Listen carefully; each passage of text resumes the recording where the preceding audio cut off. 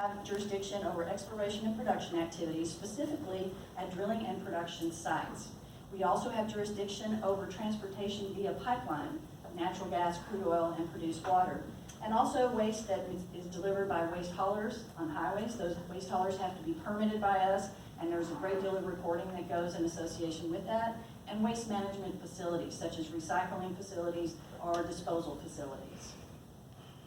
Again, the memorandum of understanding that we have with TCEQ really outlines all of this in great detail. I will say that TCEQ has a one-page document on their website that's also very helpful if you don't have time to get through that entire MOU agreement.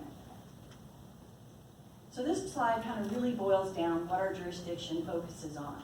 Water protection, public safety, waste prevention, and the protection of correlative rights, which kind of goes along with the waste prevention.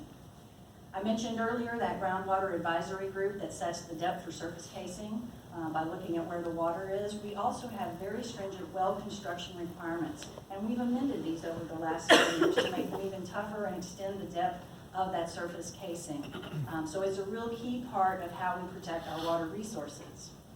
We also have rules that have to do with how the wells must be plugged and the sites remediated. I mentioned that earlier. We have rules that are intended to prevent any sort of spills, and if there is a spill, how those spills must be properly cleaned up, and we do oversee all of those activities. And again, the management of waste, we want to make sure that's properly managed to protect our water. So this is going to be at the well site, it's also going to be during transportation and at disposal facilities. In terms of public safety, we have rules related to blowout prevention, and in the case of a blowout, how you would properly respond to that, the rules that we have in place.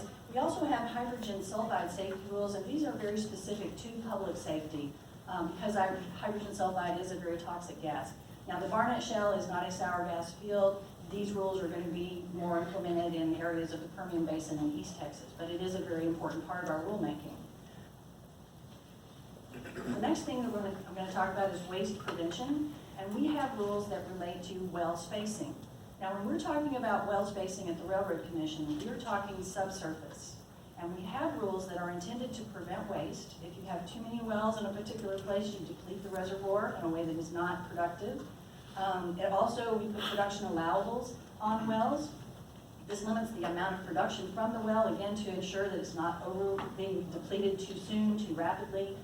We saw that happening back in the 1930s. It caused a lot of problems, and so through the years, we've really tightened up rules on that and have very strict spacing rules.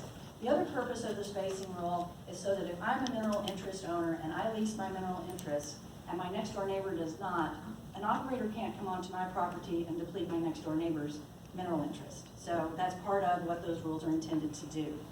We also have controls on the venting and flaring of gas. TCEQ also has rules related to this. Their rules are going to have to do with air contamination.